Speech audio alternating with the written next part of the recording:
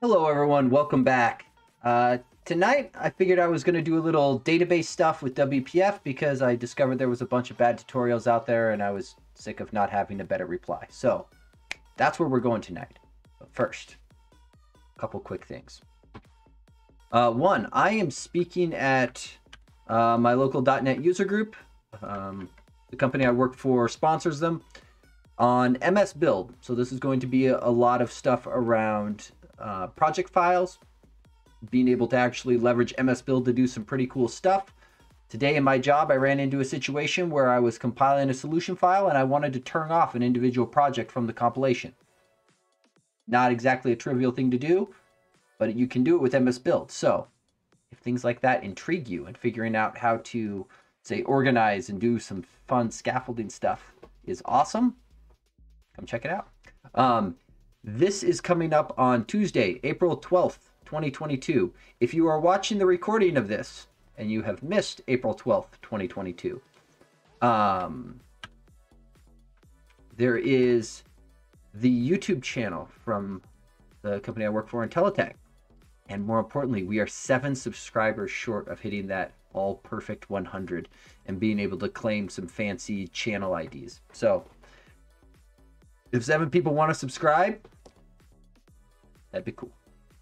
We do also post the recordings, or I should say we've started posting the recordings from the user groups. We've also started streaming them on YouTube as well. So if that is interesting to you, all of the information for that thing is there. So tonight we are going to do entity framework stuff. And I'm just going to call out, so here are the docs for it. So for people who may not be familiar with it, Entity Framework, and specifically I'm going to be using Entity Framework Core. This came out around the .NET Core initial releases. Even though .NET has dropped the word core from its name, Entity Framework Core is effectively the latest and greatest version of Entity Framework. Its purpose is to be what's called an ORM, Object Relational Mapper, for interacting with databases. Effectively, ORM sounds like this big fancy word. It just means take row in database, map it onto C# class. Take row in database, map it onto C# class. That's the level of complexity we're talking about here. There is a whole lot of stuff that goes into doing this and doing it well.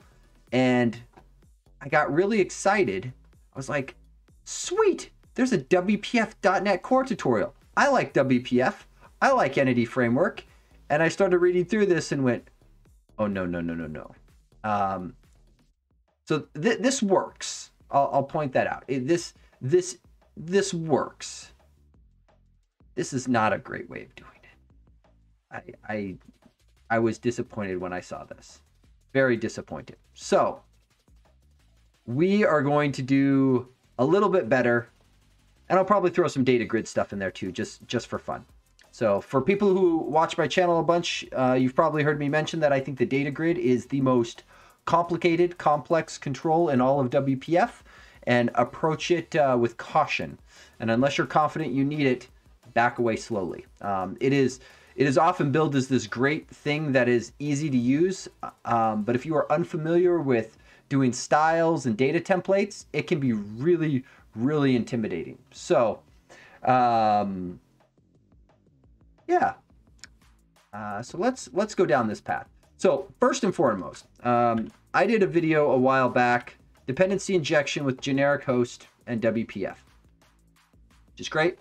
I have started off a project here, and so I have done the same boilerplate that I covered in that previous video. So if using like generic host and dependency injection is new to you, you might go check out that video too. Link will be in the description if you're watching this on YouTube. But this guy here, let me just pull the repo as well, lives out on, open on GitHub, please. Lives out on my examples repo. So I have a repo filled with examples for WPF and material design. I labeled it material design and XAML examples, but I've got some stuff in here that doesn't have material design in it. Some just generic MVVM stuff, some entity framework stuff. So it's a lot of WPF-y related stuff. Sometimes I deviate and I don't even have either of those things in it. But specifically, this is going to be the project in question. So down from the material design and XAML examples, repository, entity framework, EF core with dependency injection. That's where we're starting. Okay, so we're going to kind of go through this getting started tutorial, and we're going to keep some of it, and we're going to throw away a lot of it. Yeah, definitely throw away a lot of it. Okay, so open Visual Studio. That part we keep. I got Visual Studio. So far, so good. Create new project, WPF core, blah, blah, blah. Next, finish, create new project, yada, yada, yada. I have a pre-cam project. I've set up the DI stuff. And more importantly, this is going to be set up with a view model. So I've got my main window, which is currently filled with excitement. It's completely empty. And I've got a view model, which is also filled with excitement. The only thing that is mildly interesting is I have pulled in the Microsoft MVVM Nuget package, which I dearly love. So we're gonna leverage that a little bit, but other than that, nothing fancy. I am using the latest C# with the feature called file scope namespaces. So rather than having your namespace with curly braces, like this, because curly braces are extra indentation, no indentation. That's it. It's not fancy. Okay, next. So install Entity Framework Nuget package. And this is worth calling out. So they are specifically using Entity Framework with Sql Lite. For people unfamiliar with it, Sql Lite is a single file database. It is not meant to be something that has like many bigger database servers that have a server, like Microsoft SQL, Oracle, similar. This is meant to be for local storage, but to give you that database interaction. So it's small, quick, and convenient. It's local only. So if that's all you need, great. You'll note they're calling out this is preview. I'm pretty confident when we search this guy, it has been full release for a while. But we're going to go ahead and use this. Just be aware that if you were to if you were wanting to do something bigger, maybe shared amongst multiple clients, this is not the database for you. Yeah, so we're going to go version 6.03. They were showing a 5.0 release that was in preview, so that thing was written back in the just before 5.0 release days, give or take a little bit. So we'll pull in 6.0. The other thing to note is typically with Entity Framework, what you're going to end up doing is pulling in, like you could pull in Entity Framework core by itself, but typically you won't pull in the core just by itself. Even though Entity Framework has a lot to offer, without some sort of thing on top of it to say what database it's going against, it's not overly useful. So you will note that there is Entity Framework, and actually if we just get rid of Sql Lite, there are connections for a lot of the major ones like you would expect. SQL Server, there's a Cosmos one that is new. There are third-party ones for Oracle, and I'm trying to remember other ones. There's obviously one for Microsoft and similar, and you can find different ones here. The other thing to be aware of is Entity Framework is designed to be a leaky abstraction. So for people who aren't familiar with that, an abstraction is just something that you code against that hides the implementation behind it so that you don't have to think about implementation details. A leaky abstraction is where those implementation details start to show through. So what I mean by that is there are, or I should say the fun part with EF is it's like, oh, it's a database abstraction. I could swap out my database backend and have to make no changes. Wrong. Typically, if you swap your database backend, you'll have to make fewer changes if you use Entity Framework. But oftentimes, database-specific implementation details start to leak up through it. Certain things work under one database provider, but don't work under another. Things like that can start to bite you a little bit. So you will probably have to make fewer changes to your code if you use EF, but it's not a silver bullet for we can just swap our database out from behind us and don't have to make any changes. So with that said, let's continue on. Pull in the Pull in the database, repeat steps, search for entity framework proxies. I have no idea why we would need to do that. We are going to skip it. Let's see. Proxies package price for sorts of lazily loading data. Oh, I see. Okay, fine. We'll look at this. I don't know if this information is true still or not. Let's look. If it's not, they would have deprecated the package. Nope, it is still there. Still updated. We're going to assume it's true. So we'll pull in both of those. Yeah. So just by way of installed packages, I've got the material design stuff, the Microsoft MVVM stuff, the 2 Nuget packages for doing the dependency injection from the previous video, and then a couple entity framework packages. Okay. And then here's where we actually get down to doing entity framework stuff. Now, when working with entity framework, there are 2 ways to approach the problem. Because you're mapping stuff from a database onto a C# object, you can either start with your C# object or start with your database. Oftentimes, if you're brand new to the whole thing, I would usually tell people pick the one that you're more comfortable working in and go the other direction. Oftentimes for developers, that means starting code first, which is a very popular way of doing it, because you just start designing your database layout with regular C# classes. So in their case, they're going with products. I think I'm going to cheat a little bit because I have got another project down here that has a bunch of test data. It has person. We're going to use person because I know I can build these out rather quickly. So I will create me a class. And actually, I'm going to create a quick namespace real quick just to put some stuff in. So we're going to go here. I tend to like to, at minimum, separate my entity framework stuff from the rest of my code, just so that it's clear what stuff is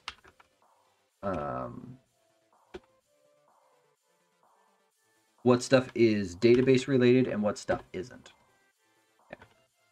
Okay, so, and I'm going to make you a public class, and then, if I recall correctly, just going to cheat. And then we're going to do something akin to this, a lowercase id. And then you will note I'm immediately getting some warnings right out the gate, simply because I have a nullable reference types enabled. So, here is the first big gotcha that isn't overly covered. RVDev, thanks for the subscription. I appreciate it. Having fun with some C# and WPF. Okay, so the first thing to note, for people familiar with C# nullable reference types, what that means is in older versions of C#, all reference types are null. And in new versions of C#, that's still true. What has subtly changed is the ability for the developer to communicate to the compiler, I expect null here, or I don't expect null here. So this doesn't actually affect runtime stuff. All it does is affect what the compiler is going to check for you. So if you try to say, for example, assign, hey, get out of there. If I try to assign a null into this property, I immediately get flagged with a compiler warning, say, hang on, you told me you weren't going to put null into first name, and now you're trying to put a null in there. And so it allows the compiler to give you some checking, which is great. You can even go as far as to make this no longer a warning and upgrade it to an error if you really want to get whacked upside the head hard, which is great. Wonderful way to catch potential null reference exceptions. Absolutely great. And what you just heard me say is this is a compile time feature and not a runtime feature. Here's the small itty bitty rub. This class, when working with a database, Entity Framework is going to use this to generate up our database schema for us. And inside of databases, each property is stored in a column in the database. For people unfamiliar with it, you can think of it kind of like an Excel spreadsheet. You've got rows and columns. Each property here is a column. Each row represents a new instance of your person object. But if your column is of type string, it will be a non-nullable column. If your column is of type nullable string, it will be a nullable column. So subtly what happens when you turn on nullable reference types, you can immediately run into this situation where now Entity Framework actually attaches some additional meaning to those nullable reference types than just the compile time checking. So be aware of that. In general, it's good, but it's also a good reason to keep your Entity Framework classes separate from your other classes, because these nullable reference types have runtime implications that this same property would not have if it were not used as a database entity. Okay, just throwing that out there. Okay, so let's continue down our merry way. So they made a product, they did some stuff, they did some references, foreign key references back here based on implicit naming. We're going to come back to that later. You better be doing code first. Don't worry, Robert. We got code first going. We're definitely going code first. Okay. And this is the reference going back and forth. I'm going to skim over the foreign key because that adds complexity. We're going to start simple. We'll work our way up. Okay. Next thing. For Entity Framework, the object that represents your database is a DB context, this base class here. And you get to pick what you want this thing to be called. So I started with a person. I'm going to go with, I don't know, public class. How about customer? Context. And oftentimes people slap the word context on the end of it just for naming consistency. There's no reason that it has to be that. What is important is that it derives from DB context. I'm just going to move you into your own file.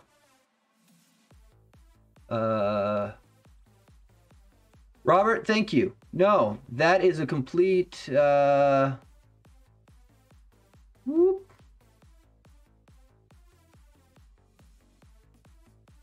Thank you. No, that's because I'm an idiot and forgot to turn it off and didn't check my preview screens. Appreciate the heads up. And I'm going to spell this one out. Date of birth. Okay. What I need to do is find some way to let you control OBS on my computer. I don't know if that's a good idea, but it'd be convenient at times. Okay, so now we have our database context, and the DB context represents our database connection, and the other thing that it gives us is a reference for what tables do we want in our database. Again, for people unfamiliar with this, think of your DB context like a folder that contains a bunch of Excel spreadsheets. Or maybe it's an Excel document with a whole bunch of sheets inside of it. Depends on how much you like Excel. If you don't like Excel, you're wise. You're also probably a developer, not an accountant. Also, congratulations. Okay. So you'll note here, they've got this little DB set of products. Okay. And nope, that's not what I wanted. That, gimme. So we're going to have a DB set, but we're going to make it person, and we will call it people. I think I already made myself fun. So you'll note immediately, once again, because I have nullable reference types turned on, this old code, no worky anymore. Because it is rightly calling out that this property is non-nullable, and it could contain a null after instantiating it. Now, secretly, that's not really possible. EF is going to end up setting this up for me and populating this property. I never have to set this directly. But in order to make the compiler happy, now there's weird stuff that you have to do where you either do, maybe make it nullable or all kinds of weird stuff. And the problem is this document has been updated, but there is another one. Hang on, I don't remember where it is. Entity Framework Core Nullable Reference Types. This one. So there is a doc on nullable reference types, and you will note when we get down here, the way around this is in your DB context. Rather than doing a regular get set, what you do is instead you do an expression bodied member and route it into the set method that lives down on DB context. So what we do instead is, rather than following the directions, we go like this. Because the set method is a generic way of being able to get an appropriate DB set back out, which is perfect. That's what we want. Okay. And then the next thing you'll note down here, they set this up with an on configuring. This is one way of setting up your DB context. This is not my preferred way of doing it. Inside of a WPF app, this might be reasonable in a lot of cases, because you'll note the key thing here is it's setting data source and it's setting a file name, and it's fixed. And this is just a string literal, which is fine-ish and maybe okay if you're using SQL Lite in a WPF app, because maybe you just want your DB file stored along your application and nowhere else. But hypothetically, maybe your app is installed with an installer into SQL and program files. This is no longer valid, yada, yada, yada. You need to do something a little bit more advanced. This is not the favorite ways of doing it. You'll note down here, they've got this little bullet point. There are a variety of ways to configure the EF core DB context. You can read about them here. Let's jump here. I think this one might have the docs I seek. Close enough. So you'll note this one here, dependency injection for ASP.NET Core. Now, the beautiful thing about that generic host DI stuff that we did back in the other video is it allows us to leverage a lot of the ASP.NET Core docs for stuff we want to do in WPF. You'll note I can register up my DB context like this, which is much nicer. So let's go do that. So rather than registering it here, I can go back over to my app.xaml inside of my configure services, and I can say, hello, and I want to grab, let's see, customer, spelling counts, bring that guy in, and then options, I don't know how I got my space there, bring that in. And then we don't want to use SQL Server. We want to use SQL Lite, I think is the magical one. Let me jump back here. Because we want, use, I got too many L's in there. We use SQL Lite. And then, and then we'll just bring in, it just wants a string. So we're going to configure this here, but it is worth noting that now that we've moved it up here, if we want to do anything fancier, we've now got a DI way of injecting a DB context. So we'll call this, I don't know, wow, customers. My fingers can't type. Stand by for Mountain Dew. Okay, that will fix the that problem. Okay, so in terms of configuring your DB context, I would discourage this option and more accurately encourage this one. Now, what is not clear here is this options object here is actually this same thing that we have over here. So if you want to turn on the lazy loading of proxies, like what they suggest, what you end up having to do is, rather than this straight lambda, what we do is we add in some curly braces to go from an expression to a statement. And now we can do options, use lazy loading proxies. Like that. And now away we go. So we can now get back to close to what they have and bring it across. And you'll note this lazy loading is for child entities, and we don't have any child entities yet. We just have people. At some point, people might have, I don't know, shopping carts or something.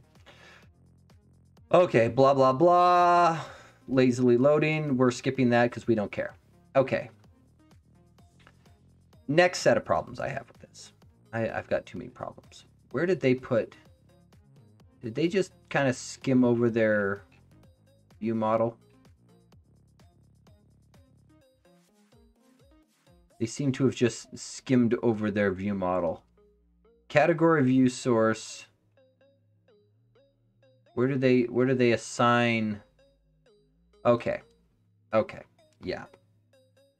So they skimmed over their view model because there is no MVVM in this at all. And this is one of the things I really, really don't like when people do. Do not like this at all. Okay. So this is fine. However, in WPF, most people go with an MVVM style layout. They aren't going to do this kind of thing here. So if you are not an MVVM person, feel free to ignore this next bit and move on your merry way. So what we actually want to do instead, so we'll just call out the important parts. So they extract their collection view source that they declared in their XAML by using find resource. Sure, fine. And then down here, what they end up doing is they call context.category. So this is their DB context. This is their DB set. And a DB set has a .local. And then they're calling to observable collection. Okay? So they're getting an observable collection into their category view source. Fine-ish. This is only a good idea if your database is local. Okay, so the DB set.local, let's pull those docs up. DB set local. Yeah, let's pull this guy up. Right? Get an observable collection that represents a local view of all added, unchanged, and modified entities in this set. Okay? Which is great. This is a nice observable thingy that you can do and pull it in. Now, here is the problem. Let's see. All entities. So, if you have a large data set and you have a data set that is and a database connection that's, say, running over a network, this is huge. Please don't do this. This is bad. This is a great way to tank your performance. So this works great for demos. This is not the way I would tell you to structure it in a real application. Unless you know for certain that your set of data is going to be small-ish. If it's not going to be small-ish, please don't do this. Please don't do this. Okay. So they set that up on a collection view source, and then when they do this, they refresh the data, which I find this absolutely hysterical considering this was initially set to bind to a data source and stay in sync. So, yeah. So the save changes, I believe, should trigger, and these refreshes shouldn't matter. I don't think. I could be wrong, unless this is returning something different. But I believe once the save changes triggers, the sources should have updated appropriately. So, regardless of that, the other issue that I usually take with this is binding your database entities directly to your UI. You can do this. You should be cautious when doing this, though. What almost always happens is you run into a situation where you then want to do some sort of additional stuff in your view using your database entity. That then makes you want to go and add stuff to your database entities to support your view. The problem is that's the role of a view model, not of your database entity. So from a structural standpoint, I would advocate for keeping your database entities separate from your view models. You'll note I created a data namespace to put my lovely little guy into, simply because I want to keep my data objects, my EF database stuff, separate from my view models. My view model's job is to support my view. That's not my database object. And more importantly, I might have stuff on my database object that I don't want to expose out into my view models, or I don't want exposed into my view. This type of setup that they've got here is great for a demo, and it's kind of problematic in reality. They were nice enough to go through and turn on row virtualization, which is great. That's what you want, because virtualization can be difficult at times. And they turned off auto generate columns, which is great. But what I would usually recommend doing is implementing out something that doesn't necessarily have to go all the way across to the database and tank your performance. Now, this will work most of the time. But again, I would also advocate for not necessarily just binding your stuff straight to your UI. Typically, you're going to want something else. You can imagine this is just a data grid. As soon as you want to do, say, a master detail list type setup, it kind of starts to fall apart. So, okay, enough of Kevin ranting. Let's go through and do this. So they've got these ones here, because they're doing what, category and product in the two grids, it looks like. And then all the way down here. Yeah. And you'll note their list is fairly small. Yeah. Okay. So we will throw a data grid in, but we aren't going to go quite as overboard. So in terms of what we need to do next, we've got a DB context. We got this thing set up. We need to actually create the database because this thing is not created yet. So let's call out a couple lines that they have here. So on their window loaded, they're doing the ensure created. And then they are calling explicitly load all my categories into memory. Again, great way to kill your performance. But this call we need. Okay, so we got to find a good place to go through and do this. So I think what we might do is over here. We might just come into here and do something like, so we should probably just create the database directly. We'll do it right here, I guess. So host services, get required service, what is it? People context, person, customer context. Boom.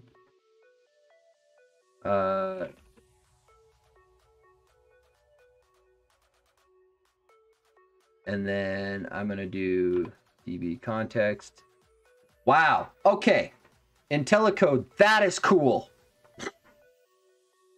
Yes, that is exactly what I was trying to do. Thank you for writing the code for me. That's creepy. That's very creepy.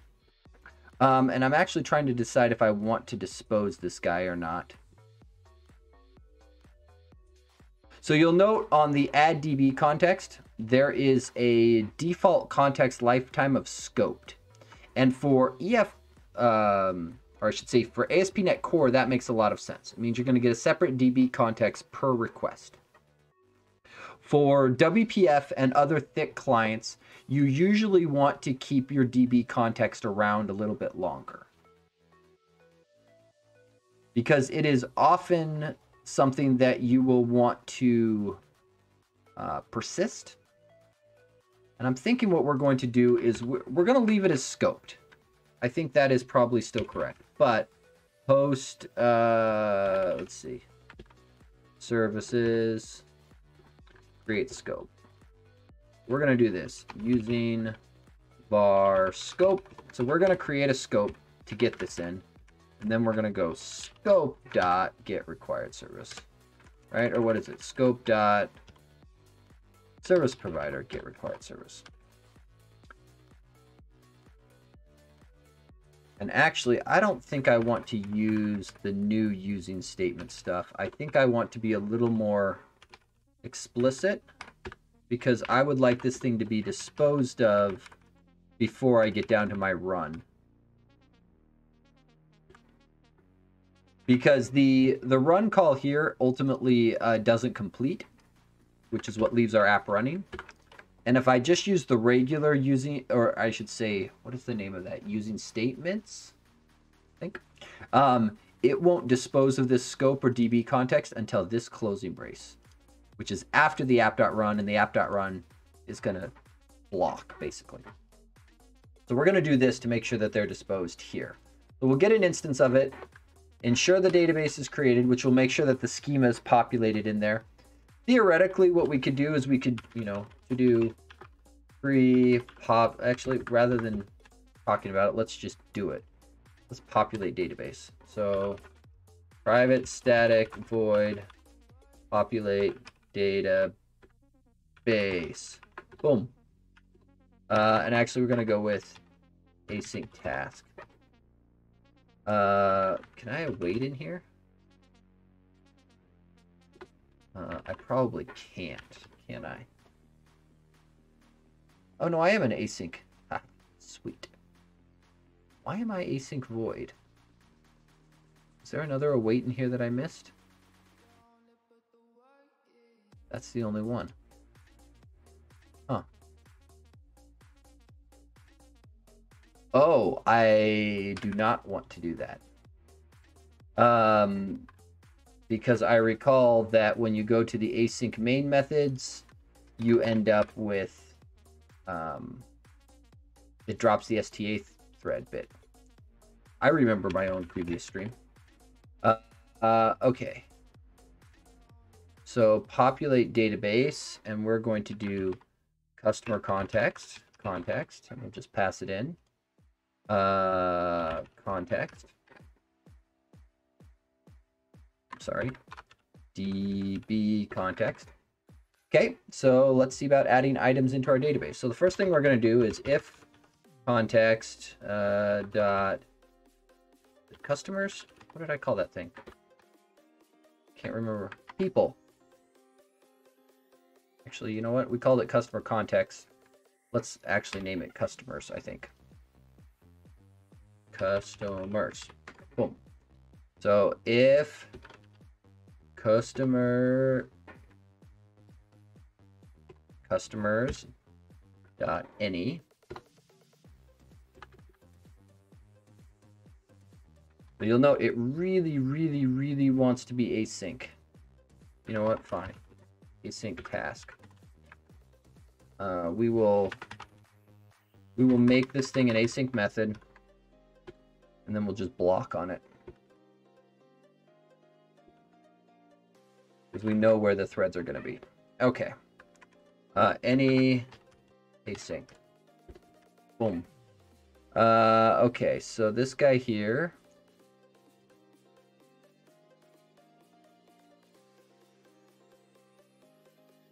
I'm going to do task.run.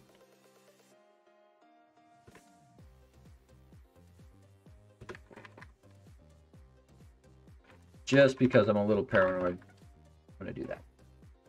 Okay, so if any, return. So if we've got any customers, the thing already has some data. We aren't going to worry about this.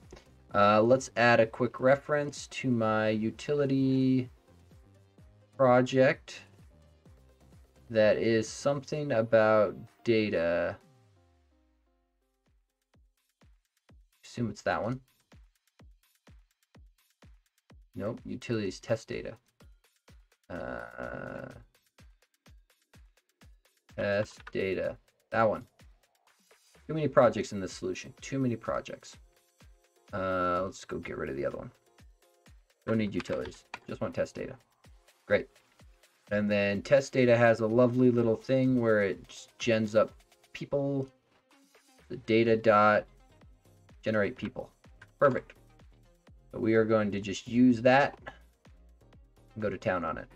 So data dot, oh, I'm sorry. Test data dot generate people, and we'll generate, I don't know, 200 people. For each var p in system we are then going to go through. So this P, I intentionally used var here because this is also a person and I didn't want to cause too much confusion. But we will do context dot customers dot add new person.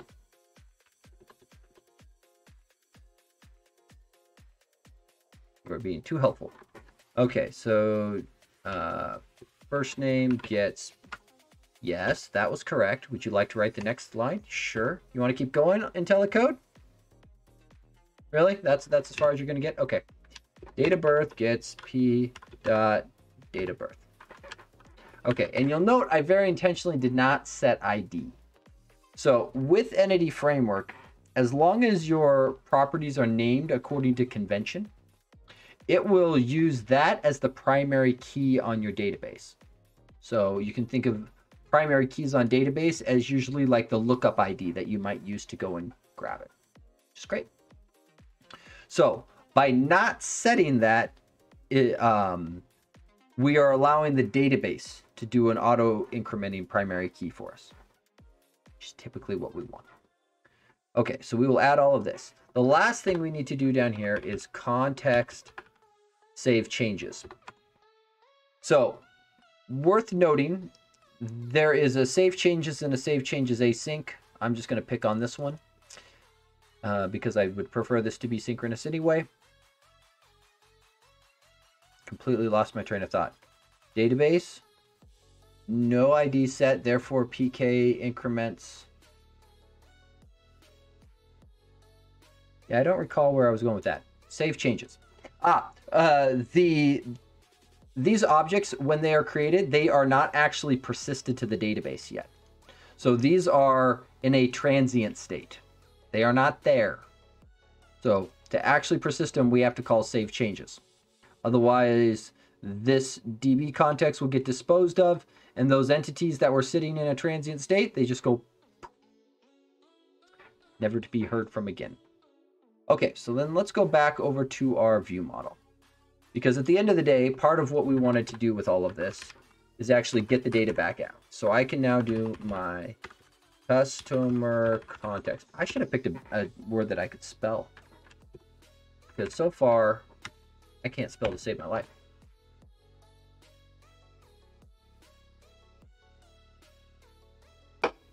Now, at this point here, if we wanted to, we could certainly go through and do the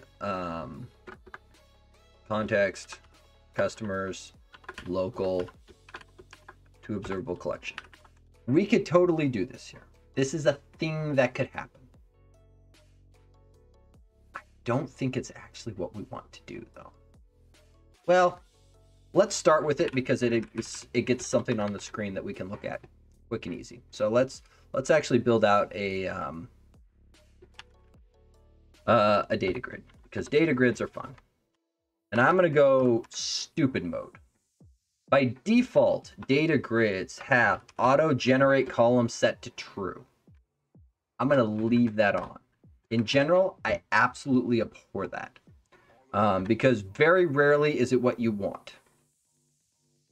Rarely. Like, you'll end, for example, it means that the column will literally be date of birth, no spaces. That's almost never what you want. I've yet to find a case where outside of demo purposes, auto-generate columns was useful. But great for demo. Okay, so next thing we're going to do is we're going to set up our data context. Let's see. Oh, actually, I think if I just bind... I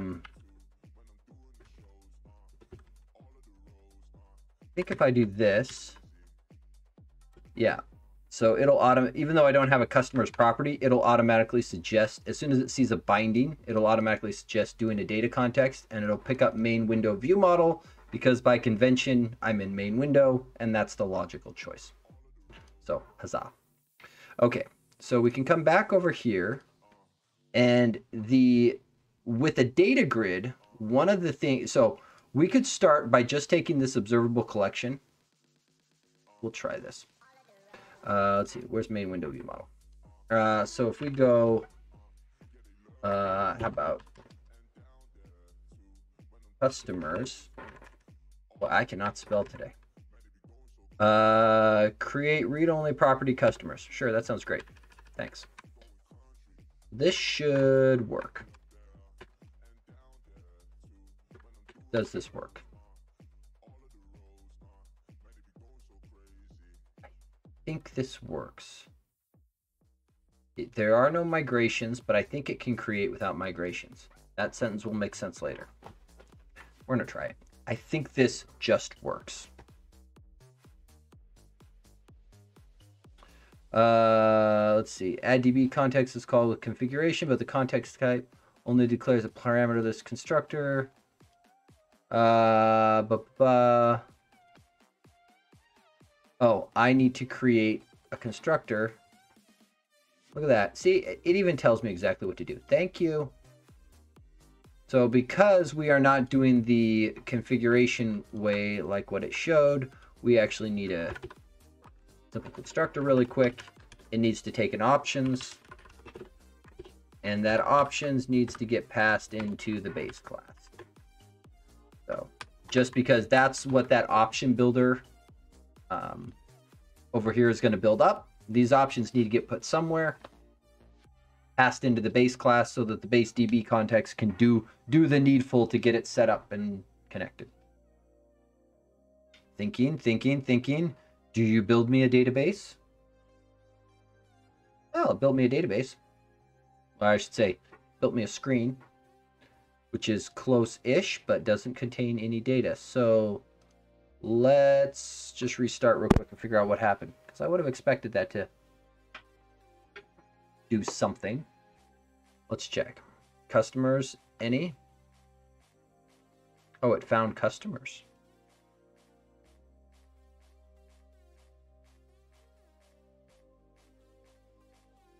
Oh, we didn't call load. We didn't call load. That's a grumble. Because we did customers.local. Context, customers. What was it? The load something. Categories.load. Yeah. Am I missing a... There. Missing a using statement. That's fine. Now it should work. Cross your fingers. If I turn off my breakpoint. Huzzah! We have a database. And it's filled with 200-ish people, which is great. And it's built up and it works. The other cool thing that happens in all of this is I can go through and add in Kevin Lost, and I will be born on 3/20/1986. Not my real birthday, don't worry. Right? And that will actually get added into my observable collection. And if we had implemented a save button somewhere, we could implement save. Great. Datagrid has cool stuff like that that lets it work. But again, you'll note we have these types of problems here where first name, last name, date of birth, Okay, let's clean that up first because that's bothering me. Okay, so first rule. Auto-generate columns immediately gets turned off because that's what the default, in my opinion, should have been to start with. Okay, Datagrid columns. Boom. Okay, so the most common Datagrid column is going to be the text column. You'll note there's other built-in ones for checkbox, hyperlink, and then the arbitrary data one that is the template column, where you can slap in any old template you want. So if one of the pre-canned ones doesn't suit your needs, you can go to town. It is worth noting when you start using the template column, you do need to do a little bit of work because the templates, you have to remember that there's at least two states for all of your cells. There's the I'm viewing the data state, and then there's the I'm editing the data state. So just be aware of that. but we're going to pick on the text one. Let's see. We'll do header of first name, and then more importantly, we give it a binding. So this looks a little weird to some people, but the headers themselves have a binding property that is of type binding. So this binding will then get applied to every cell inside of the column. So because this binding is going to get applied to every cell, the context for the binding is going to end up being our person object, because each cell will be in a row and each row represents an individual object instance. So in this case, it will be first name. And you can tell that it's already, my IntelliSense has already picked up what the type is from looking at this collection here. And then bam, bam, bam. So we'll do first name, last name, and then we'll do date of birth, and we will do date of birth, and we'll actually even get a little fancy string format, like short day format or something. So if we fire that guy up, that should give us something to play with.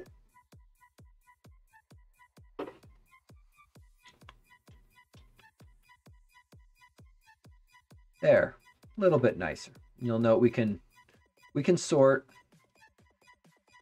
by whatever we deem nicely. So apparently 1952 is the oldest thing in there. Mr. Gerald Hintz. And then Aaron, AA at the top, and Yolanda Dickey, I'm guessing, probably butchering that name. But so we've got sorting, we've got this, got a data grid. We have EF stuff. Now, when working with data, one of the first things that almost always comes up is I want to change my database, because everything changes in software. I think that's one of the only axioms that it remains true, is things change. And when going through with Entity Framework, the way you handle that is with what's called an EF core migration. Now, there's a couple ways to think about this, and I think, does this one cover migrations? Property change notification. Blah, blah, blah. Oh, so the only reason they had to call refresh was to get the new IDs, right? We don't care. We drop the ID column. Huzzah. Blah, blah, blah. So this doesn't actually cover migrations. Where is the migration bit? Let's see. Manage database schema. Migrations. This is what we want. Okay. So Entity Framework comes with the ability to be able to upgrade your database. So when working with databases, there's a couple common things that you might end up doing. Adding columns, dropping columns, and please don't change columns. That can be problematic. Column changes are usually somewhat rare, especially in real-world situations. Typically, how it ends up going is you usually have an add where stuff gets migrated, and then when everybody's confident that nobody's using a column, it gets dropped. Rarely do you see, because a modification is like an add and a remove all at once, and rarely do you see add and remove happen at the same time. It's almost always deploy out the new thing, get everything switched over to it, then deploy out a second time, removing the thing or the old thing. That's a more common approach. And you'll note these ones here have a bunch of tooling. I think I probably already have this installed, but let me double check. So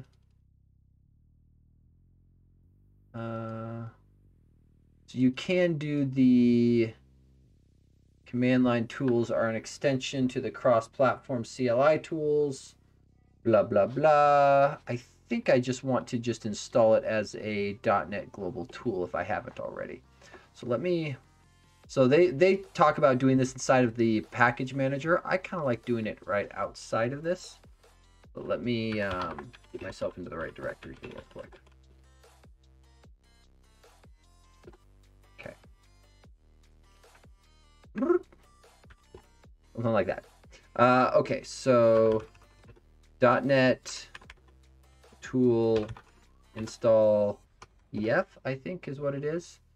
Let's see, .NET tool install, is it .NET EF?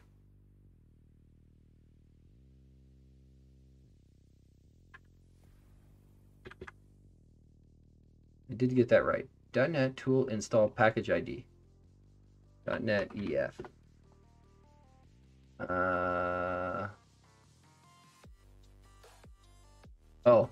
Global is what I want. I actually want EF. I think it's either .NET EF or just EF. And that sounds like unable to find it, so let's try .NET EF. So if you leave off the -global switch when installing .NET Global tools, it looks for a local package manifest. So if you have some tools that you only want for your project, you can install them as part of that. But in my case, I use this a lot. I prefer to have it as a global tool that I can reference. Okay, so the first thing to note is this thing is making an assumption on your working directory, which is part of why they recommend running under the package management console. So for people who haven't seen it before, do I already have it open? Probably not. Package management console. Boom. So this guy here, you'll note, is basically a glorified PowerShell terminal. But if we look, you'll note it's a PowerShell terminal already in the appropriate path of, in this case, my solution, which isn't even going to work because it's on the wrong project even. So that's a problem. So we're going to come over here and just do it with a terminal. So cd entity framework, cd entity, what was it? What did I call this thing? cd ef core dependency injection. Boom. Okay. So now we can go through this. So actually we can just copy this. Initial create. So we're going to start with this. EF migration add initial create. So worth noting, it does have to be able to compile your app, and it does need a connection that it can use. And also the design package I do not have, so let's add it. Manage Nuget package. I will say the one nice thing is typically when there's an entity framework error, the error message typically tells you almost exactly what to do. So if you're ever confused, read the error message. It's an invaluable resource. Boom. Okay, so that should get me there. Okay, back to my global. Okay, so we're gonna run. Where's my? Okay, fine. EF migrations, add initial create. Make me a migration, pretty please. I'm somewhat thinking it's going to fail on the connection. EF core dependency injection doesn't reference Microsoft and framework core design. What? Yes, it does. I just added it. Oh, did it not save it? Oh, there it is. No, it's right there. Hello. Compile you real quick to make sure you're all saved up. EF core dependency injection. Yeah, we're on the right project. Just gonna double check again. Yeah. Sure looks like it's there. Try that again.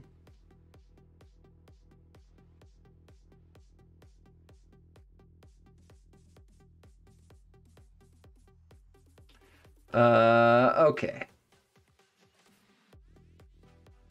Got it. Okay, so this is the error that I had expected to get.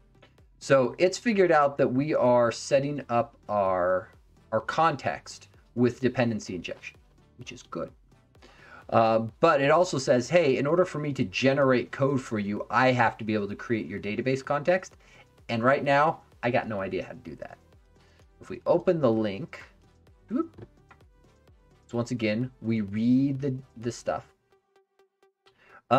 This one specifically calls out, okay, hey, if you are setting up from application services, which this looks remarkably similar to what we're doing, right? Where we've got a configure and we've got an add DB services. They're using a with a startup and a startup class, but sure, fine, whatever. That's the same. We've got it this way. This is included by default. So using a constructor with no parameters. So that is one option. We could also do a design time data DB factory. This is something that is only used for generating migrations, which is a reasonable option to work with. I think this is probably the way we're going to go. I like this better than adding in a constructor. And we're going to go in here, put it here for the moment. So let's go with customer. And this is going to be customer context. Add that in. Customer context. Customer context, and for simplicity's sake, we will use the same data source. And you'll note the key thing here is you want to register it with the same provider that you're using elsewhere. Otherwise, you end up generating migrations for one provider and running with a different one, which is a great recipe for shooting yourself in the foot. So don't do that. Okay, so now you work. At least I'm pretty sure it does.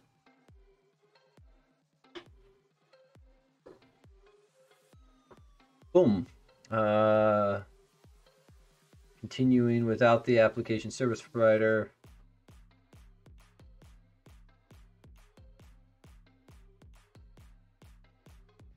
Yeah.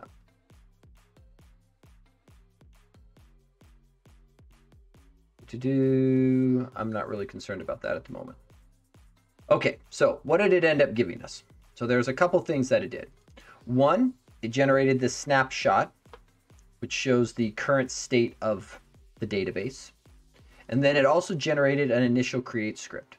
Now these migrations are pretty cool because they can contain both an up and a down. So you can actually use this to start walking changes through your database. The other thing you can do is you can actually use this to generate out SQL scripts. So quite often, I should say in a lot of enterprise situations, using EF core migrations is sometimes frowned upon because it means that your application now needs to be able to modify the schema of the database. And oftentimes, the only reason an app is granted that level of permission is so that it can do these migrations. So some places prefer if the account that has permission to edit the schema is not the same account that your application runs under. So in those situations, being able to generate those SQL scripts and either hand them off to a DBA or a pipeline or whatever is going to be able to run that and have those things go through is a really awesome asset. So let's go through and make a change. So let's imagine that we realize, okay, we've got our person, but now it's time to add in, like we're already building customers. So I think a shopping cart is probably in the works, right? So we'll go through and do this. So cart. And a cart is going to have a public int ID as well. And I realize I'm using ints. Be cautious of this if you're going to have a big data set because ints do run out at 2.1 billion. If I get 2.1 billion people as customers in the pseudo app, I'll be impressed. Okay, cart. I guess we could even go card. Yeah, we'll do credit card. Why not? No, because that would imply that people are storing finance data in your app, and you shouldn't do that. So we're going to do that. What else goes in a cart? Items go in a cart. We'll just have an ID. Doesn't matter. Okay. So in our case, let's see, how do we want to structure this? What's the relationship between carts and people?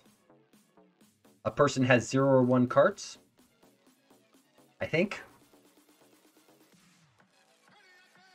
Here, let's do order. Order might be cleaner, because then we can do a public date time. Maybe we'll make this nullable. Submitted. Sure, that we'll do that. Okay, and a person here is going to have 0 to n orders. That sounds reasonable. Okay, so if we go back and we look at getting started WPF, they did show an example of doing relational bits.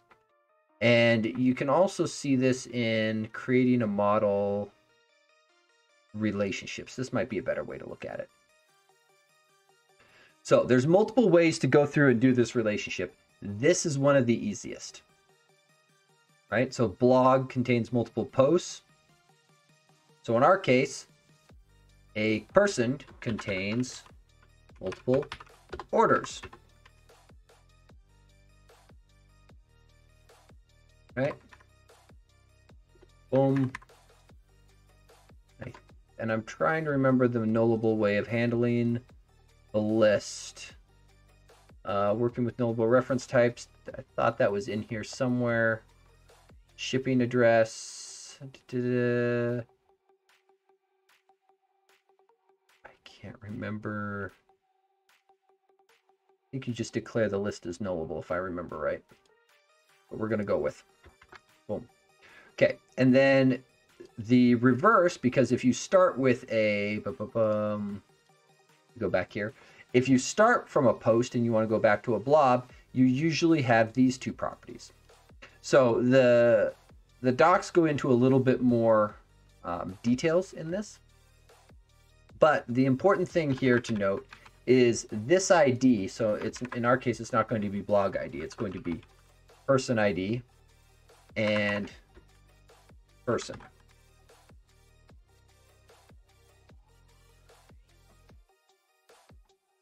And actually, I think what we can do is owner, because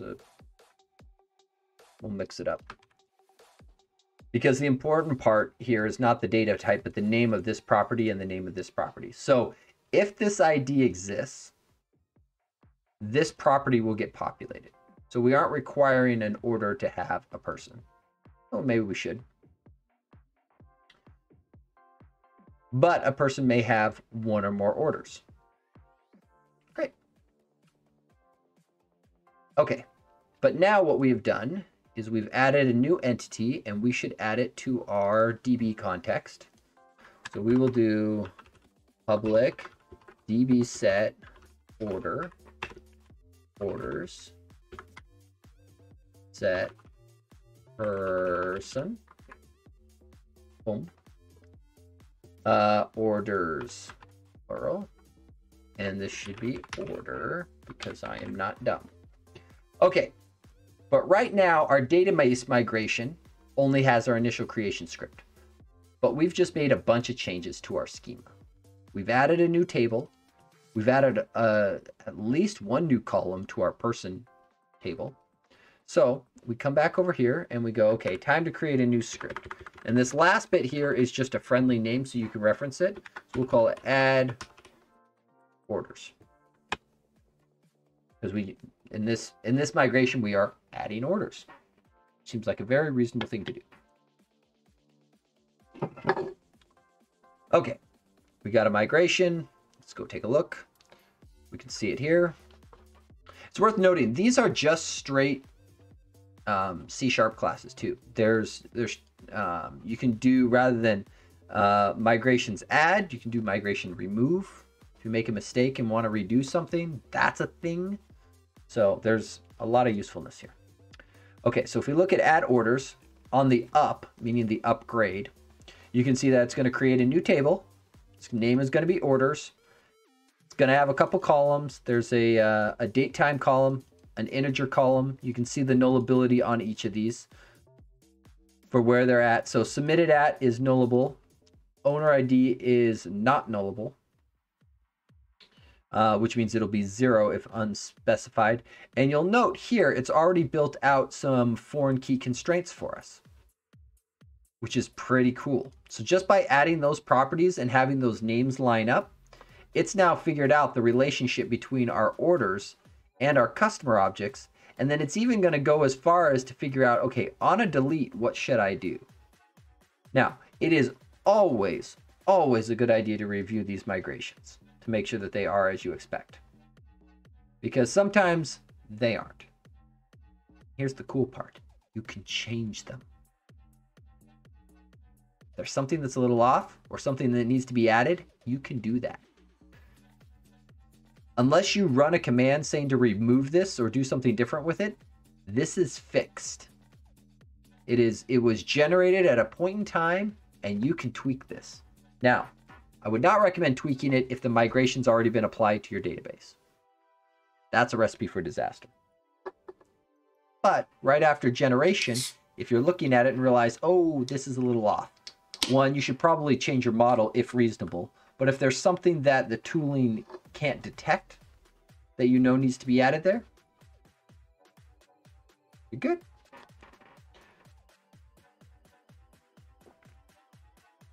Okay. Oh, Mountain Dew, how I love you. Cool. So now we have a bit of a problem. Let me explain. So if I come here, we're going to do something like this, and we're going to put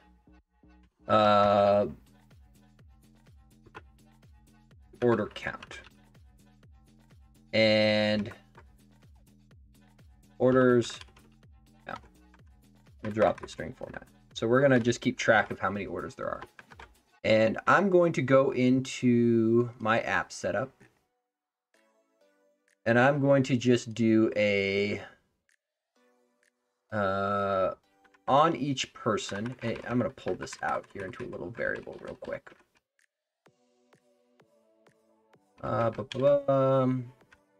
See, hi, what database do you use? MS, SQL Express. So not currently. So right now what I am using for this is Sql Lite. So specifically the Nuget package that I pulled in was the, I'll drop a link to it here, Microsoft Entity Framework Core SQL Lite. So, and then real quick, here, if I go back here, it's very, so I kind of started with the tutorial from here, and I followed some of it, and some of it I threw away. So back from the stream I did a while back, Justin Bieber, where I did the generic host for WPF, I created a new project and set it up following that same pattern just to get us into this state. But this is the sort of the pattern I followed. Obviously, this was written back when 5.0 was still in preview. We're now on 6.03. But SQL Lite, if you're unfamiliar with it, is just a single file. So it's great for a local database. So if all you need is your database local on your system, it's great for that. If you're expecting to like share it between multiple clients, not such a great idea. Not such a great idea for that one. Okay, so we're going to do person. We're going to go there. We're going to go there. We're going to go person. Great. Huzzah. Okay, so let's go with person, orders, add new order.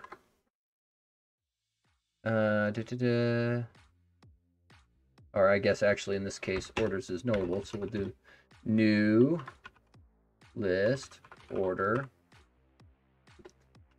new order. So you'll note I don't actually have to specify much on the order because the ID will be generated by the database. And submitted at, I'm just going to let be null. And I don't actually have to set these properties. That's what's the coolest about these. With the relational stuff, as long as you set it somewhere, it'll be there. Now, so because I'm just going to tack one order onto each person, the expectation is that every person, there will be exactly 200 orders. So what we're going to do is in the view model, just for proof, var order count gets, let's see, context orders count async. This is bad. Don't do this. But I'm only doing this to prove a point. So dot result bad, bad, bad. Okay. Appropriately warned. Just doing this to prove a point. Because there's a number of things that are all going to go wrong here. Don't worry. I don't expect success here. Boom. Okay, so property order owner is not virtual. Right. So we got to change that. And I don't know why owner, this needs to be virtual. Okay, so we are going to move you into your own class. Boom. Okay, next up.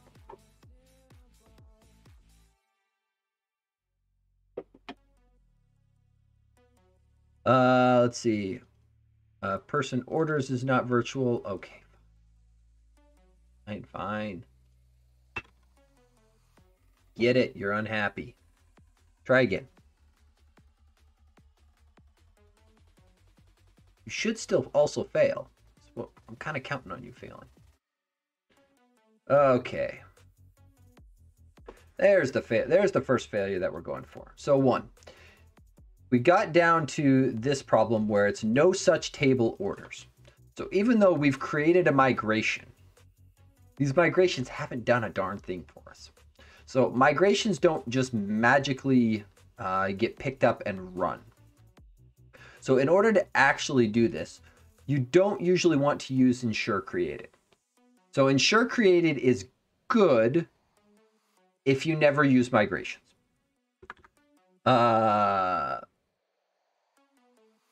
If you want to actually deal with migrations, so you'll note here, let's jump to the docs on this guy. Sudo go to definition. Boom. Okay, so show the docs. So applies any pending migrations for the context to the database. Will create the database if it does not already exist. Great. That's what the ensure created was doing for us already. Note that this API is mutually exclusive with ensure created. Ensure created does not use migrations to create the database, and therefore the database that it created cannot later be upgraded using migrations. Okay, that's very important to note. So, if you think your database schema is going to ever change, which it probably will, I've yet to come across a case where it doesn't, consider using migrations and not ensure created. Okay. In my case, because I don't care, I'm just going to go whack the database. So customers.db. So I've got a secret thing. So let's see, where is it? This one here. Oh, that's funny. The designer created one too. That's hilarious. Okay, so in my case, I am just going to delete everything out of my debug directory, which is where these things live. Heck, I'll delete them all. For anybody who's wanting to know everything, I love this application. It's a file searching application. You can install it with Chocolatey, with Choco install everything, which is just about the coolest command you could execute. People look at me funny when I say Choco install everything, and they're like, what? It's like, no, everything's a legitimate application. It's great. Okay, now we relaunch.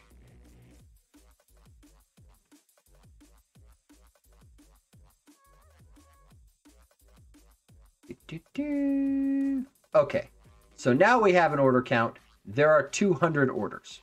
If I look at my customers collection that I have in here and I pop open a customer, you will note my orders contains an order, which is perfect. That's what we were looking for. So orders now work. But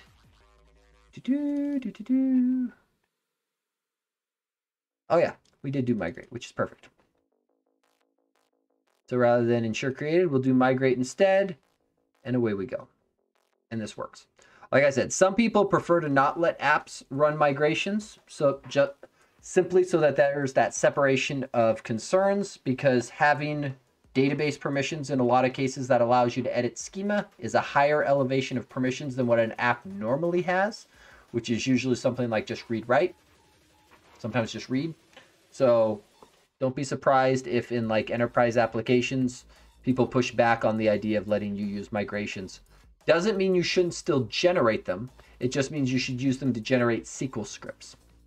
Let me just demonstrate that real quick. So EF migrations, and I got to remember the command for this. There it is. So EF migration script. I think it's just, yeah, so you can use an idempotent script. You can turn off transactions, and you get the from and the to. So by default, if you do nothing, you'll get the full migration script. So let's just generate this real quick. -o test.sql. Sure. Gen me a script. Pretty please.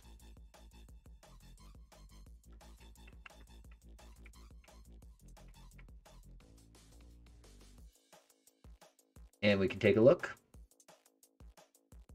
And that's pretty cool. Just saying. For people like me who don't like spending time writing SQL scripts, this is awesome. So, you know, it does a create if not exist. There's a couple extra tables that EF adds in. So this is how it knows which migrations have been applied to your database, is this migration history table. This is why I said once a migration has been applied to a database, please don't edit it, because the only way EF knows that it needs to apply a migration is based upon its presence or absence in this table. So if you edit it later, it doesn't know that it needs to change. You'll note one of the first things it does is insert the migration ID into that database. And then it walks through creating the orders, adding the indexes, all that stuff. It just works. It's wonderful.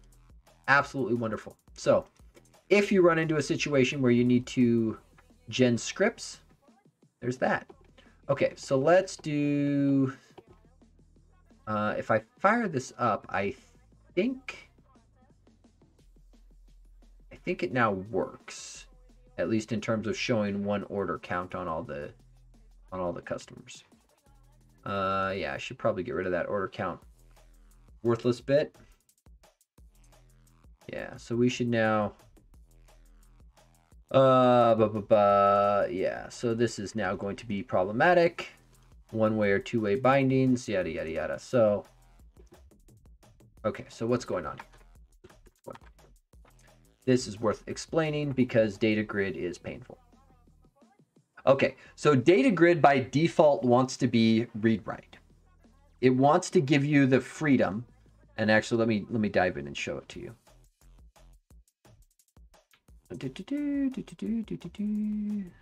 Come on, launch. Thank you. It wants to give you the freedom to just, you know, double click in here and start typing. You know, ooh. Which is great. It wants to let you, it wants to have both the read and the write and have everything just work, which is wonderful. And you'll know in this case, the material design one adds a few extra things. Normally you have to do like the double click maneuver to get into edit. The material design one by default just lets you click straight in and start editing. Just because. I'm pretty sure that's part of the demo app that they have. It's not clear from the spec, but yeah. Anyway. Click in, start editing, great. But The important part is this: the data grid wants to be read-write by default. The issue being is order count is the count property on a list. You can't just edit that and have it assigned appropriately. There's not a reasonable way to say, well, I set the count to 2. You don't just set the count on a list to 2. It's not a thing.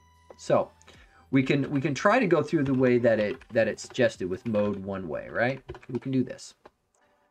And then if I go through and do this, you'll note now, because the binding's one way, the data grid's a little bit more intelligent, says, okay, one-way bindings, I'm not going to let you edit because I know I can't bind back the other direction, which is pretty cool. The other thing that you can do is there is a full, like, what is it, is read-only? Yeah. You can turn your entire data grid read-only. If it's like, hey, I just want to display stuff, I don't actually intend to let the user edit it. The other thing it does is there's normally that add row at the bottom. Is read-only turns that off as well. See, let's say I have 3 migrations. In each, I add 1 person. If I roll back to the first migration, it turns out I will lose the last 2 people and all connection to the database associated with them. Yes, though I will say a couple things. So your database migrations do have up and down. So if you roll back a migration, what happens is the down portion of your migration gets implemented. So it depends on what is in your down, whether you would lose those last 2 people. So you could theoretically edit this such that the up adds things and your down never removes them. The other thing to note is that these migrations are usually designed around schema changes, not necessarily database changes. Now, with that said, I have seen people modify things so that as part of the schema migration, like for example, maybe you add a new table that has like a list of all zip codes or something, and you want to pre-populate it with some set of data. I have seen situations where people do add in like data inserts as part of a migration because there needs to be some sort of either maybe reasonable default or pre-population of data. But if you add something into the up portion of the script, the only way it gets removed is if something in the down portion of the script goes back and removes it. So it is up to you if you want to edit these scripts, how they're going to get applied. So you could mix and match. You could have some add, some remove. Could go either way. Okay, data grid stuff. One-way bindings is read-only. Both very, very valuable things to know about. The other thing that you can do if you want to mix and match a little bit on the behavior. So there is, what is it called? Something new in it. That's the events. There is a way to freeze these things. And I'm trying to remember exactly what the thing is called. Border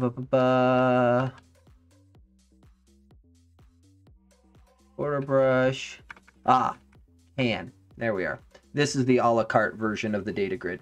So is read only turns a bunch of stuff off and just says, yeah, you're read only, you don't get to edit. However, if you want to allow some editability, but maybe not all of it, like maybe I want to allow people to edit some data, but not add or remove, you can go through and on these various can properties on data grid, start turning off individual things, including things like maybe reorder columns.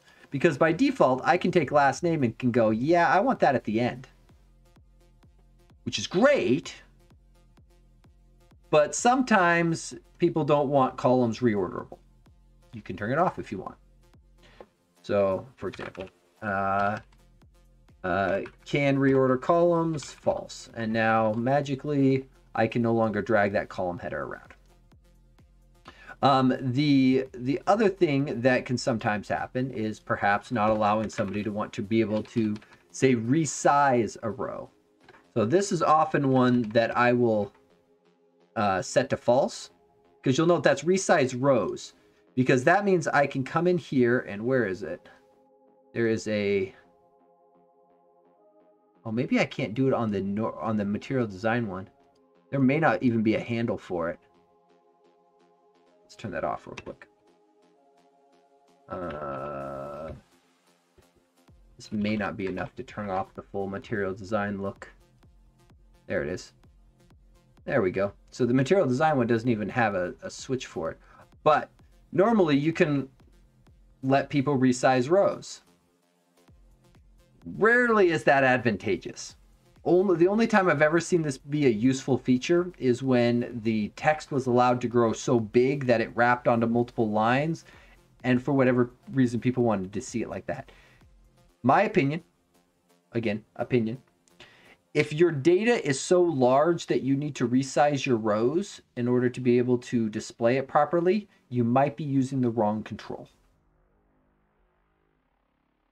That's my opinion. Okay.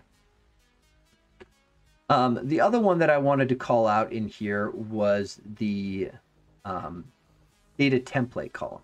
So, for example, we could change this from order count to order submitted, and we could change this to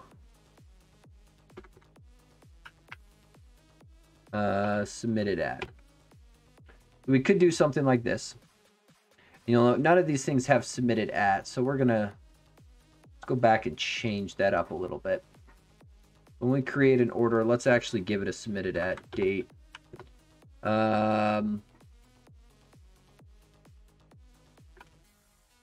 We're just gonna make it equal to the date of birth, just so I can have a random date.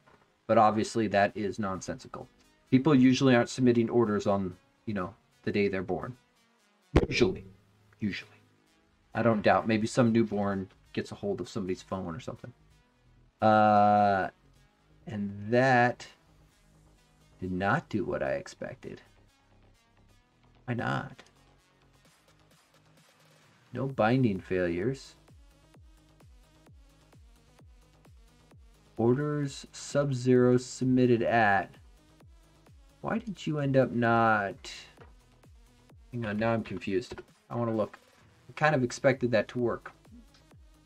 Where is Snoop? There you are. Sometimes, Snoop, you blend in a little too much. Okay, so I kind of want to look at this guy. And let's take a little look-see. Okay, Snoop, go away. Text. Binding path order sub-0 submitted at. Warning, binding leak. Oh, that's... Okay, this new window down at the... Okay. This is new, and I kind of love it. I kind of love it. Kind of love it a lot. That is pretty slick. Okay, but more importantly, I want to understand why this thing didn't bind appropriately. Order sub-0 submitted at. Data context, orders, sub-0. Oh, submitted at is empty. Oh, I know why. Because this is only set when we're calling populate and we don't always populate. Okay. Okay. I'm done being dumb. We're just gonna whack the database again. So if you have a seeding function, you must make sure that the seeding function actually runs. Oh, hey, look at that. That's a little better. That's a little better. Okay, so the point of that, though, was wanting to go through and show off this issue of, say you've got this multi-hierarchy, and perhaps we want to show off the orders in a slightly different way than just this regular text column. So the more advanced version of this, so I'm going to leave the text column there just as a means of showing this off, but let's take a look at the Datagrid Template column. So we will give this a header of orders. And so our goal here in this column is to show off the list of somebody's orders for reasons. I don't know, because that's what we're going to do. So inside of here, what we have is a template column, and then we have we have some, as the name should imply, some template properties. And you'll note very specifically, we've got a cell editing template and a cell template. So remember that our cells can be in either editing mode or not editing mode. And so if you start rolling your own templates, you have to think about that. If you don't make it editable, you only need to do the one. So we're going to do this. Is read only true. So we're going to not make it editable. But if you did make it editable, you need to implement both templates. Okay, so cell template, data template. And this is going to be of data type, X type, let's see, order. Boom, right? Oh, I guess it's actually, this is going to be data. So this should probably be data for the namespace. So order data. Oh, this is actually not going to be of type order. Forgot about that. This is actually going to be of type person. But we want to do a list of orders. So what we will do is an items control, and we will do an item source of binding orders. And then inside of our items control, we will do a, let's see, a items control, item template. This is just going to get awesomely big real quick. This guy will be a data template. Data type. Let's see, X type order. Boom. Let's see. Question on a little side. Do you know of a convenient way to save the state of the application with the window, width of all columns and all tables, all grid spitters, etc.? Ooh. Let me answer that in just a second. Finish this out and then we'll come back to that. Okay, so text block, text, binding. Let's see, this is already an order, so the order is going to have, how about an ID? We'll just output the IDs. Boom. Okay, and then, so that gives us an item template, items control, items panel, items panel template, stack panel. Okay, so there's a lot of stuff going on here. Break this down a little bit. Okay, so inside of our cell template, we are going to put an items control. That items control is going to get the list of orders that we have. For each order, we're going to simply create a text block that has the order ID. Simple enough. And because each order lines up perfectly one-to-one with person, I would expect those IDs to pretty much match all the way across. If there is more than one order, there will be a stack panel, and we will just start stacking the IDs. Right? We could also do something like, you know, orientation horizontal if we wanted to stack them across. That's a thing we could do. Okay. But this is a template column. So now if we relaunch this guy, I totally expect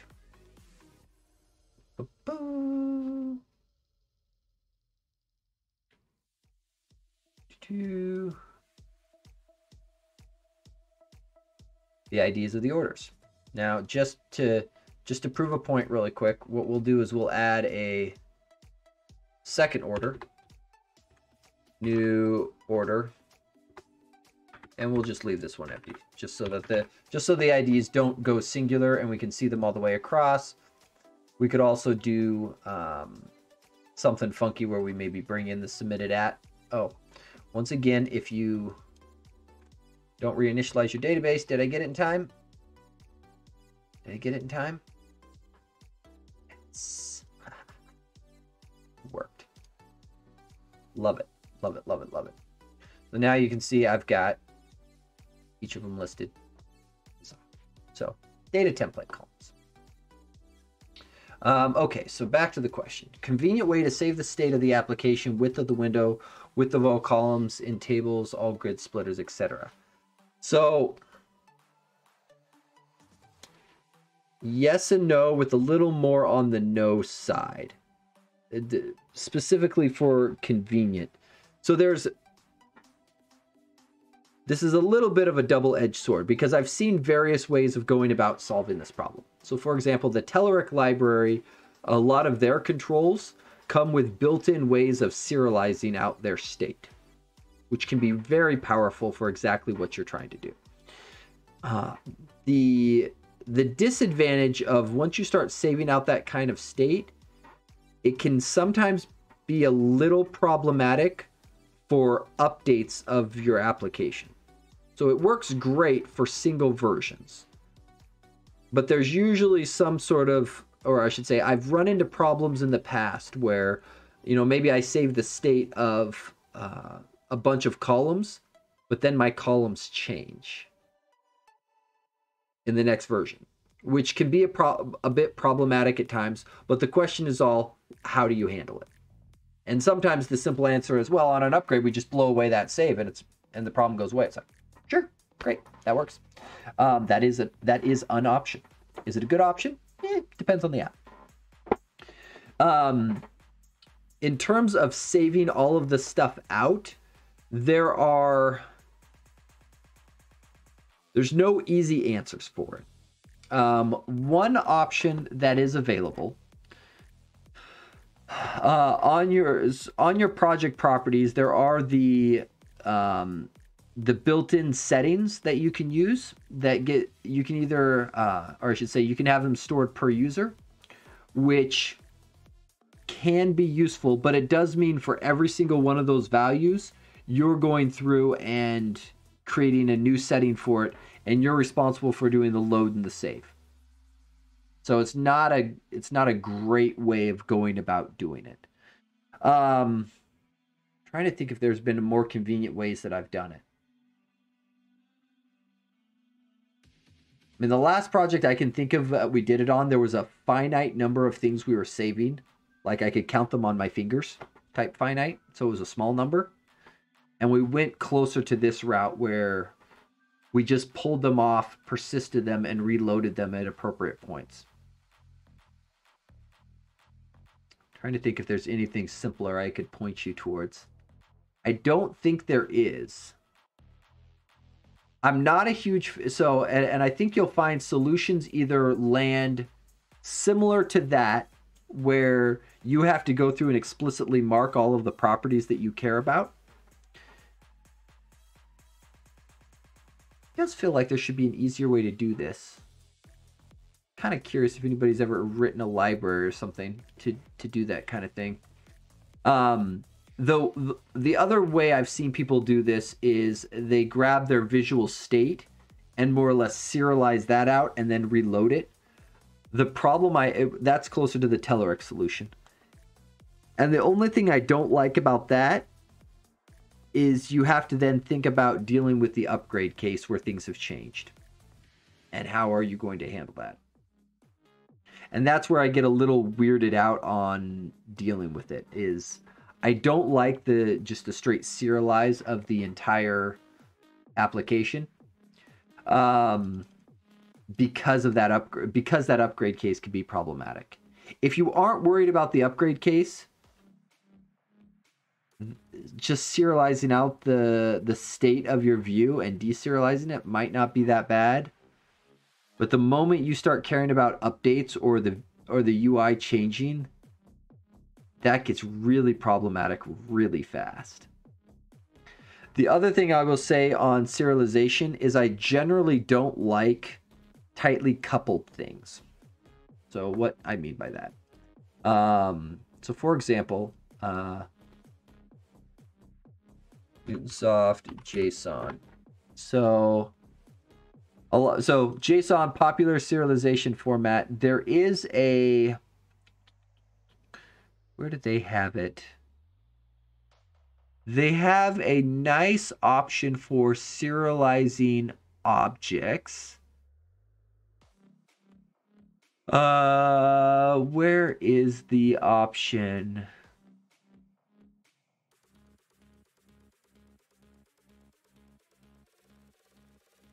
Yeah, so this type name handling. So what this ends up and this is one thing that's bitten me in the past as well, is oftentimes people will use JSON serialization for a set of objects. Great, works wonderful. The problem being with this type name handling, this is where you run into that same problem with the serialization, because this contains the fully qualified type name of the object to deserialize back out of. The problem is if I have a class foo and I serialize that out, and then in the next version of my app, I rename foo to bar, I can no longer deserialize it because the type doesn't exist anymore. And so then you run into the case of now I have to either not modify foo, or I have to do some sort of funky work in dealing with this in order to like map stuff around in version changes. And with each version change, that gets more and more complex. Which is why I usually don't like just blind serializing everything. It tends the upgrade problem tends to bite hard when it bites. So it's usually great for the first version. And subsequent versions it doesn't like. So depending on how much stuff you're looking to save, I might tell you to just do your own type of serialization. Now, one thing that I do like that's worth considering for serializing is I very much like building out an object that represents my serialized state, and maybe JSON serializing it or putting it in application settings or similar. Those options I like. Because then I have a separate class that represents my saved UI state. There's a concept of persistence ignorance that really works well. If you serialize a data grid, does it serialize its state as well as its data? Seems redundant if there's a lot of data. If you just grab the visual tree and do nothing, yes. And that's where you end up getting into a situation where you now need to, you can't just grab the visual tree and just dump it out. You end up with something very similar to like Snoop's view of the, so when I say grab the visual tree, just to be clear, there's like visual tree helper, but this is the type of information that exists in the visual tree all the way down. Right, so you have, that's scroll bar, items presenter, rows presenter. So you start to get this. And I will point out, and this is something I haven't even commented on yet. You'll note Datagrid, I've got 200 people I generated, and I've only created 1, 2, 3, 4, 5, 6, 7, 8, 9, 10, 11 rows. 2, 3, 4, 5, 6, 7, kind of 8 showing. So I only have 11 objects. This comes from the virtualization that's built into the data grid, because generating UI elements for all of the rows would be problematic. And you'll note as I scroll, I'm not increasing my number of data grid rows, because the data grid is being intelligent and just reusing the UI elements that it has, because it knows it doesn't need more than that. Now, if I were to do this, and I guess you'll note this now gets bigger, because now it has more on the screen that it has to show. So it knows it needs more UI elements. So yeah, so I guess going back to summarize, what I think I would recommend doing is create an object that contains properties for all of the data that you want to persist. And then on, say, application close or whenever is appropriate to do this, populate that object with all of the needed data, and then JSON serialize or XML encode or whatever. Do whatever you need to do to persist the object. But have that object only be for the persistence of your UI state. That way, if UI changes happen, you're then going to get potential compile errors and be able to look at, okay, what state am I saving? What state am I not? Anytime you change that object that represents that state, you'll know what the changes are that need to happen. Oh, and you're welcome for Snoop. It is by far my favorite WPF tool. I would not go anywhere without it. So it is definitely my go-to weapon of choice. I think for now I may wrap up this stream just a tad earlier than normal. I have to drive to a local university tomorrow to teach a class on WPF, ironically, which will be fun. One thing I will call out, because for people who may not have been here at the beginning, I am speaking at a local user group next Tuesday, the 12th. If people are interested, this is my normal stream time, but earlier 3 hours. So translate that into whatever time zone you're in. But if people are interested in learning about MS Build and the stuff that powers your CS proj, that's what I'm talking on. Should be fun. But if you aren't able to make it, Intellatech on YouTube is the company I work for. We sponsor the user group. The recordings and the live stream will actually be up on YouTube. So if you're interested, feel free to throw them a subscribe. They really want to hit 100 subscribers. They're so close. So close. So if anybody wants to throw them a subscribe, they would be thrilled to death. And you can see some of the other stuff for different user groups that's gone through here. We sponsor 3 different user groups, one for DevOps, one for .NET, and one for Python. So you'll see a random smattering of all of that stuff, and then occasionally some stuff just about Intellatech itself. So for what it is worth, let me get this code committed really quick. Getting basic WPF project with EF working. So for people who are interested in it, the code is up here, and I will let's see. So it's down here in entity framework there. So code from the stream is there. That link will be in, if you're watching this recording on YouTube, link in the description. But with that, I think I'm going to say thank you very much, everybody, for coming and hanging out. Hopefully this was informative. As always, I had fun, so I'm assuming somebody else might have had a little fun. No promises. With any luck, I will hopefully see some people maybe on the user group stream, and then possibly also on the stream next week. So happy coding. See everyone next week.